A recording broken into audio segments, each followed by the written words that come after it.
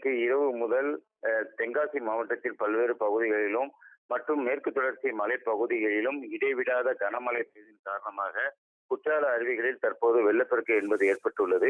சுற்றுலா பயணிகளின் பாதுகாப்பு கருதி அருவியில் குளிப்பதற்கு போலீசார் தற்காலிகமாக தடை விதித்துள்ளனர்.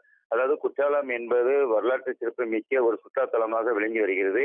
தற்போது காலாண்டு தேர்வு விடுமுறை மற்றும் வார இறுதி நாட்கள் நேற்று இருந்ததால் குற்றாலம் நோக்கி பல பகுதியிலிருந்து சுற்றுலா பயணிகள் குற்றாலத்தில் குவிந்து வந்தனர்.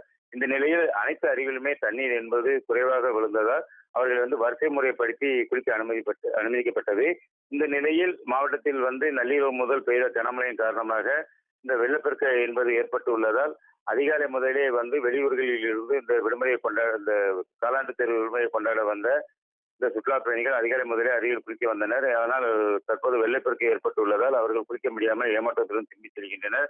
அதாவது வெள்ளப்பெருக்கின் போது அந்த மரக்கிளைகள், கற்கள், மரக்கட்டைகள் தண்ணீருடன் விழுவதால் இந்த தடை என்பது நீடிக்கப்பட்டுள்ளது.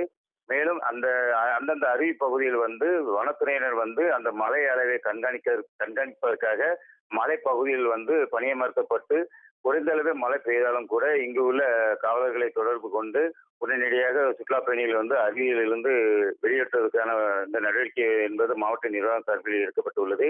ஏற்கனவே சில நாட்களுக்கு முன்பு பழைய குற்றாலம் பகுதியில் திடீரென ஏற்பட்ட காட்டாற்று வெள்ளத்தில் ஒரு சிறுவன் உயிரிழந்த நிலையில் தற்போது அந்தந்த அருவி பகுதியில் வனத்துறையினர் ஒரு பணியாளர்களை அங்கு நியமனம் செய்து இந்த மழை அளவை கண்காணிக்க அவர்கள் அங்கு நியமிக்கப்பட்டுள்ளனர். இதனால் பெரும் விபத்துகள், அதாவது உயிரிழப்புகள் மற்றும் சேதங்கள் தவிர்க்கப்படும் என எதிர்பார்க்கப்படுகிறது. மேலும் இன்று முழுவதும் இந்த தற்போது வரை குற்றாலம் பகுதியில் வானம் மேகமூட்டங்களுடன் இருப்பதால் மழை அளவு கூடும் என்பதால் போலீசார் அந்தந்த அருவி பகுதியில் நிறுத்தி வைக்கப்பட்டுள்ளது. மழை அளவு குறைந்தவுடன் அருவியில் தண்ணீர் சீரானவுடன் சுற்றுலா பயணிகள் மீண்டும் குளிக்க அனுமதிக்கப்படுவார்கள் என போலீசார் தரப்பில் தெரிவிக்கப்பட்டுள்ளது. கிருஷ்ணவேணி.